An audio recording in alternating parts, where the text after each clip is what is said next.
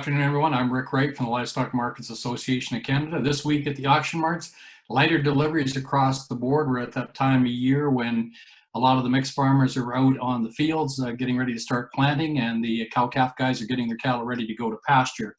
We did have good news this week, though. We finally saw that demand outlasted the supply on the feeder cattle market, and that resulted in higher prices on a number of classes of cattle. Some of these feedlots are getting more fed cattle into the plants. That gives them some pen space, and they seem to be very active in replacing that inventory at the current prices. We saw great increases on the flat 800-pound steers, about $7 to $10 per hundredweight increase this week. On the 9-weight cattle, we were anywhere from about $3 to $5 higher. On the grass cattle, still remaining very strong. We're seeing about 3 to 4 heifers for every steer that's coming to town here right now.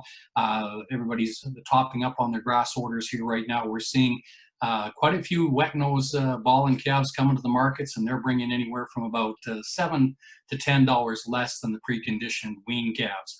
On the cow market this week, we saw bigger deliveries across the board. Most of the auctions reporting about 150 to 250 cows at the markets, and the prices were steady to completely strong. They were able to absorb those bigger volumes with no problems. The American plants taking a lot of Canadian cows, and as I mentioned in previous reports, the domestic demand from the smaller provincial plants was really, really strong. Our plant in Manitoba here is up to about 900 cows a week, and they were very active on the cow market. Bull market tremendously strong. Good bulls trading anywhere from 110 to 120, with sales up to 130. Everybody seems to be fighting over these bulls, and strong demand.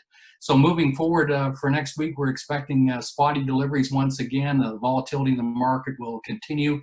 Can these cattle get any higher on these heavyweight cattle? I don't think so, unless we get some further support from the futures. But I do advise that you talk to your marketing agency to find out what the buyers are wanting and when the sales are to get them marketed. On behalf of the Livestock Markets Association of Canada, I'm Rick Wright. Stay safe, my friends.